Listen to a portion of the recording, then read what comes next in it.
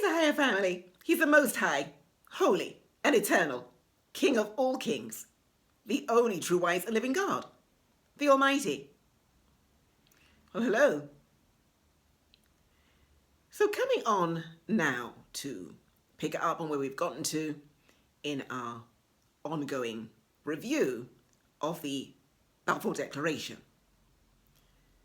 So we have, as you know, as you'll be aware, been doing an ongoing commentary we've entitled Revoking the Declaration, looking at how our land, or looking at the issue of how our lands, namely the lands of Israel, came to be gifted by a British Foreign Secretary at the start of the 20th century to another peoples who say that they are the peoples. But we know quite firmly the Word of God actually say in Revelations 2:9 and 3:9 are not. So I should actually start by way of introducing myself more formally. My name is Anne Samuels, and I am the leader of the new global virtual nation of Israel, which is overseen under a Yeshuaite ministry, repairers of the breach, Isaiah 58:12. We are a Yeshuaite or Christian ministry that deal with Yeshuaite perspectives, that deal with also prophetic word of Yahuwah, the word of God, which you would formerly know as the Bible, and actually reveal the unfolding of this in our present day, the applicability of Yahuwah's word, and also reveal revelation as to what Yahuwah now is actually coming into the earth to do. Because we are aware that we are currently at a very pivotal point in our history and world history, and have also come to the end of a major cycle of history in the earth, with the reinitiation also of a new cycle at this present time. And this presents all sorts of very important issues to us now, in view of the fact that whether governments, powers, authorities are aware or not, they've actually reinitiated or reinitialized their commitments to the actual previous cycle of history, believe it or not. And they did this most formally in 2020 with a number of the actual covenants that were renewed actually in that year.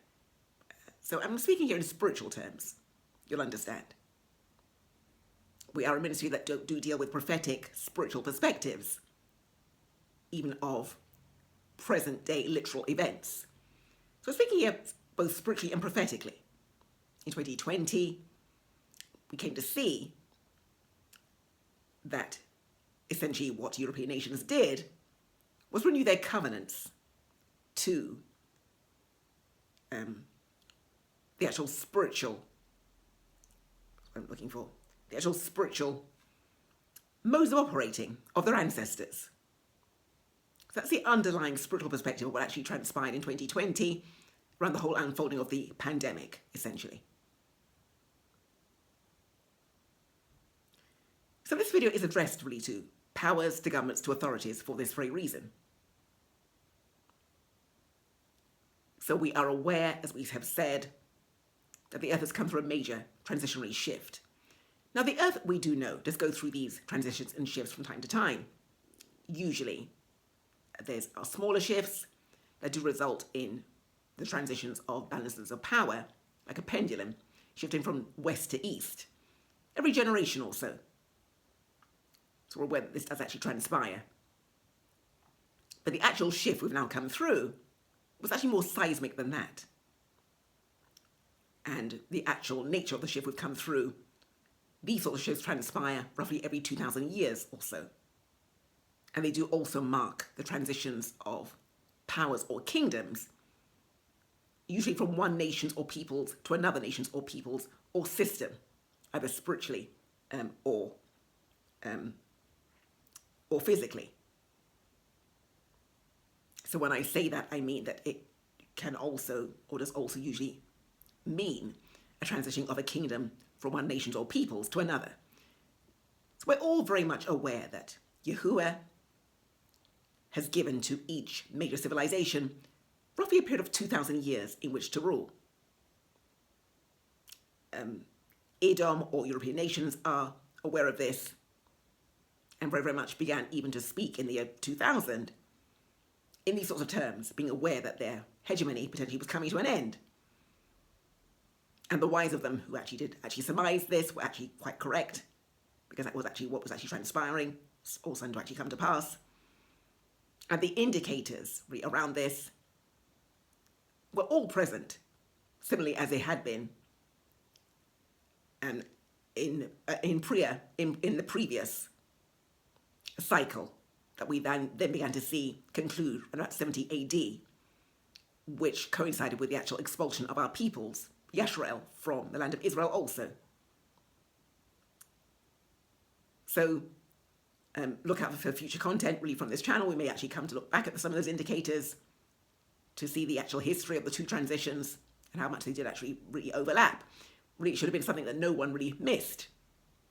But somehow European nations particularly did actually miss these actual indicators, and so have found themselves, rather than actually initializing a new cycle of progressive evolutionary history, having now bound themselves to the previous cycle. And this will have several existential consequences for them as the peoples moving forward. But from a spiritual perspective, it means they've also now actually tied, I can really call it, or bound themselves and their descendants to, I can only call it the actual sins, essentially, of their ancestors. Also, it will have actual incumbent consequences on them from that perspective also. It also means they've also bound themselves to also repeat the previous cycle of history in very real ways. And this is the reason why I'm actually coming on today.